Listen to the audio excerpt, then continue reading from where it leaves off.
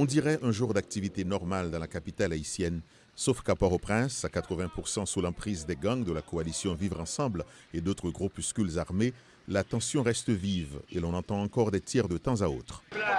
Il y a des tirs un peu partout, mais je suis quand même sorti pour me débrouiller. Il y a des tirs partout. La rue est bloquée, je fais tous les trajets à moto pour éviter les bouchons. D'aucuns pointent du doigt les leaders politiques qui peinaient depuis le 11 mars, lorsqu'Ariel Henry a annoncé sa démission, à forger une entente pour mener le pays vers des élections crédibles.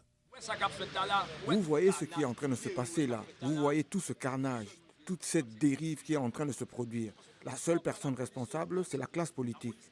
Quand vous prenez la police, c'est une des entités et elle peut travailler. Car à l'intérieur de la police, on trouve beaucoup de jeunes et ils peuvent travailler. Mais le problème qui se pose, c'est qu'il existe une main cachée derrière tout ça. Il est improbable que ces hommes ne puissent venir à bout de cette crise. On n'a pas besoin de forces multinationales ou de forces étrangères pour cela. Finalement, les responsables politiques haïtiens se sont mis d'accord mardi sur un conseil présidentiel soutenu par la communauté internationale, lequel doit assurer une transition de 22 mois, donc jusqu'au 7 février 2026.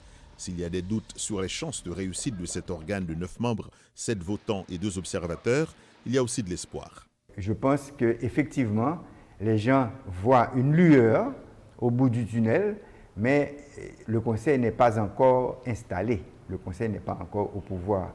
Donc, si on exige des choses du Conseil, peut-être qu'on devrait penser que c'est un Conseil en formation et dès que le décret sera sorti, on aura un plan sur les 100 premiers jours. Le premier acte du Conseil sera la nomination et l'installation d'un Premier ministre pour remplacer Ariel Henry.